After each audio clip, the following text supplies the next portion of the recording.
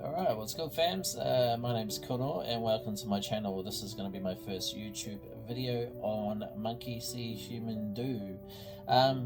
Just wanted to go over a few steps, some cool steps that I learnt before starting this channel. And since this is going to be my first one, I thought I'd just pass those on as well. So the first step really to starting up your YouTube channel is going to be to record yourself, such as I'm doing right now. Saw a bit of an inspirational video yesterday. Another guy had just made his first video, really didn't have any niche, the same boat, didn't have any idea what he was going to do or where he wanted to take his channel, but you know what, he had the courage to just pick up his phone, chuck it on record and start recording himself. So that's basically what I'm doing here, because let's be honest, everyone's first video is horrible, including this one. So it is what it is, guys, you know what I mean? Second thing that I saw was that we got to prioritize auto audio. So for me, I'm using my phone's microphone at the moment. It is horrible. I do have a microphone, I haven't set it up yet, but I will be using that going forward. I just wanted to sort of jump on here, introduce myself, and yeah, basically just get this first video and the nerves out of the way so I can continue on doing what I want to do. If you're wondering where the accent's from, I'm from a little country down the bottom of the globe. It's called New Zealand. No, we're not part of Australia, as much as they'd like to claim us. We're much better. Anyway, moving forward, the third step that I saw, now all these steps I actually got them off the Think Media video, so obviously if you find any value in these at all, go check them out. They're really helpful, especially for newcomers who want to start off in social media and content creation and anything like that. They got the goods. So yeah, third one's going to be mastering the search strategy. I know this is something that a lot of people tend to put in their back pocket and keep it for a rainy day. You know, I'll get to it when I get to it, but it is a pretty important step. One of the tips in there was to sort of just avoid virality. Stop chasing the viral videos and anything like that. They're not going to come instantly.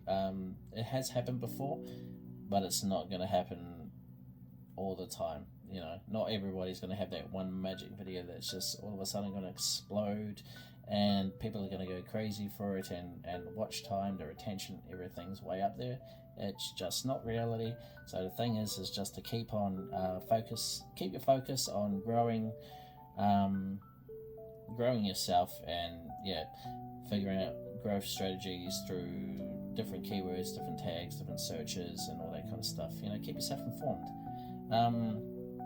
That sort of leads into the step number 4, which was just to borrow from the bigger channels. They did make a bit of a disclaimer in there: don't outright copy those channels, because they've earned the reputations that they have. They've put in the hard yards, the hard work, and it is going to be very, very easy for other people to notice you're basically being a copycat, and nobody likes a copycat. People like originality. They like authenticity. So just be yourself. You know, you're not them. I don't know how else to put that. You're not them, so just don't try to be them. You can use their influence to, you know, or their topics or whatever, or the way they structure and deliver products out to us here on YouTube and other platforms, but don't copy them. Just be yourself and find your own way to, I guess, deliver that to your audience, whichever type of audience and whichever niche that might be. Okay. Actually, to carry on with that, you should be looking, if you were looking to be some type of viral person or something like that, try build a channel around using Google Trends. You know, follow those trends on there. I've seen they help a lot of people, so yeah, just go for it. Number 5 is going to be content is king, but marketing is queen. Now, when I heard that, I thought that was absolutely brilliant. Reason being is marketing is the number one thing newcomers always forget to think about. You know, you can make the best video out there. You can make it so beautiful that, you know, it could end up in a movie theater. But the thing is if you're not marketing it properly, or you're not getting it out there to who needs to see it or who wants to see it, you're not going to go anywhere, you know. So 3 little things there: the topic, the title, and the thumbnail. Very important. Make sure you're delivering on those. Yeah, all good. All right, number 6 is just to find a market gap. Again, you can look on Google Trends or even go in incognito mode on your desktop or your phone or something, and search channels that are similar to yours. You know, see where in your type of niche there is a gap in that market that you can broach and hopefully find an audience for. Try to be passionate about the market that you're trying to go into, because if you're not passionate about it, you're going to lose interest. You're not going to put as much effort into it. Me right now, I'm in the niching down sort of transitional period, seeing as I don't really have an overall niche at the moment, but I do know I'm going to grow this channel to as big as I can, and that is a goal, you know, for me.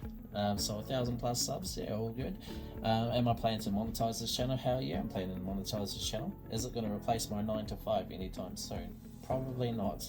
But if it did happen, you know, I'd work with it with open arms, and that way I'd be able to produce higher quality content for you guys, you know, and I'm looking forward to being able to achieve that in the near future.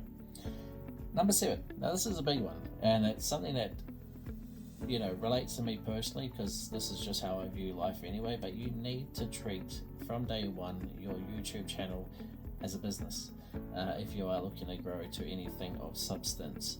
If you treat it like a business, you are going to put the effort in, you're going to put the hard yards in, because you want the bickies at the end of the day. Yeah. Later on, you know, I could come along and have a merch line or something like that I could sell on here. Obviously that's a form of business that I can do. There's multitudes of ways that you can, you know, monetize your channel. But the important thing, anyway, to get back to the point, the important thing is to treat your YouTube channel from day one as a business, because there's nothing stopping you from creating a business from your YouTube channel. So if you got that in your mind from the get-go, such as me, I have that in mind. I love it. I'm hoping to turn this into a business, but we'll see. I got to get better. I know I say a lot, but yeah, maybe I'll put a counter on there, maybe not. Probably not. But no, I just wanted to get this first video out of the way, introduce myself, and for anybody that's sat here and watched through the whole thing, I appreciate it, and I'm looking forward to producing more content for you guys in the near future. And if you are starting off your journey, I just got a quick little message. Proud of you guys, and you know, go and get it. There is nothing stopping you from becoming the next Mr. Beast or anything like that, other than yourself and your own belief in what you can do. You want to do something with your YouTube channel, you're going to do it. If you don't, well then you won't. So just, yeah, don't be the type of person to jump on here and just keep doom scrolling. Try find value in everything that you're watching and engaging with, such as these videos here. So if you are starting out your journey, I'd love to hear where you're from, what part of the journey you're on, whether or not you're starting off now or you've already started. You've got a few videos there.